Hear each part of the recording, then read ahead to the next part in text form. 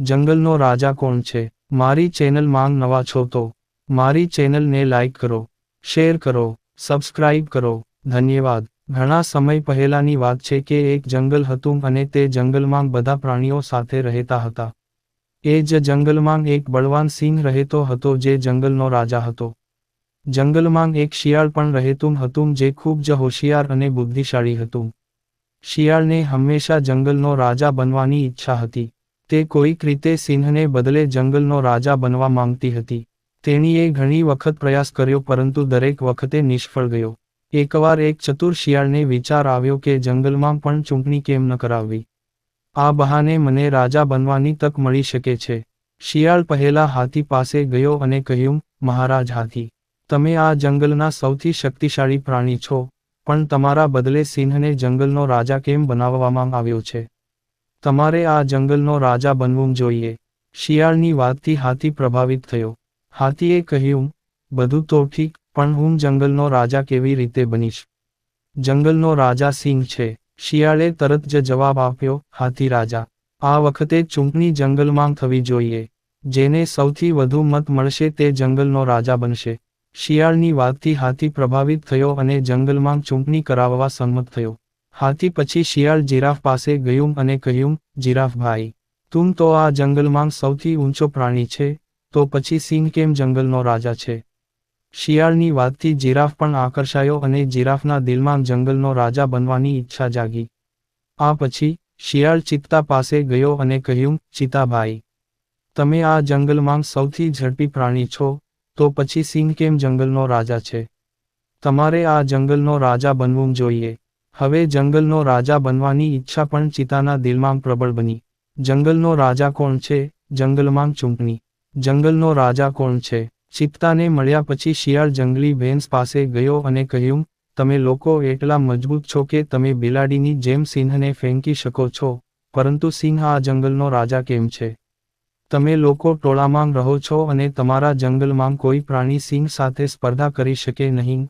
તમારે લોકો આ જંગલના રાજા બનવું જોઈએ. શિયાળની વાતથી જંગલી ભેંસ પણ પ્રભાવિત થઈ અને જંગલનો રાજા બનવા તૈયાર થઈ ગઈ. આ પછી શિયાળ હરણ પાસે ગયું અને કહ્યું, હરણભાઈ, આ જંગલમાં તમારી સંખ્યા સૌથી વધુ છે.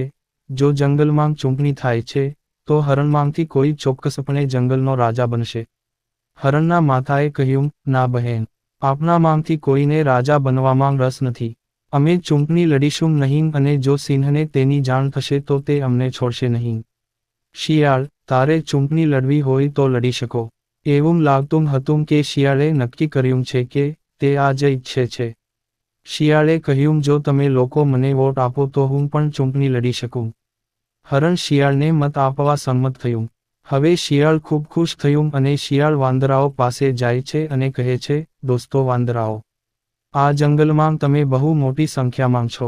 તમે વૃક્ષો પર, જમીન પર, જંગલમાં અને માણસોમાં રહી શકો છો. સમાધાન, એટલે કે તમે બધા ગુણોથી આશીર્વાદિત છો તે જ જંગલનો રાજા હોવો જોઈએ. વાંદરાઓ બોલ્યા, અમારામાંથી કોઈને પણ રાજા બનવામાં રસ નથી. જો તમે ચૂંટણી લડવા માંગતા હો, તો અમે તમને જ મત આપીશું. વાંદરાઓની વાત સાંભળીને શિયાળ ખૂબ ખુશ થઈ ગયું. તેમને ચૂંટણી લડી અને નવા રાજા બન્યા. જંગલના બધા પ્રાણીઓ ભેગા થયા અને સિંહ પાસે ગયા અને જંગલમાં ચૂંટણી યોજવા વિશે પૂછ્યું. શરૂઆતમાં સિંહ ગુસ્સે હતો પરંતુ જંગલમાં તમામ પ્રાણીઓ માટે ચૂંટણી યોજવા સંમત થયો. સાથે જ જંગલના પ્રાણીઓ શિકારીઓથી ઘેરાયેલા છે. બધા પ્રાણીઓ સિંહને કહે, મહારાજ અમને બચાવો. સિંહે કહ્યું, હવે હું આ જંગલનો રાજા નથી. તમારામાંથી જે કોઈ જંગલનો રાજા બનવા માંગે છે તેણે શિકારીઓનો સામનો કરવો જોઈએ અને જંગલના પ્રાણીઓનું તેમનાથી રક્ષણ કરવું જોઈએ. જંગલમાં કોઈ પ્રાણી શિકારીઓ સાથે લડવા તૈયાર નથી.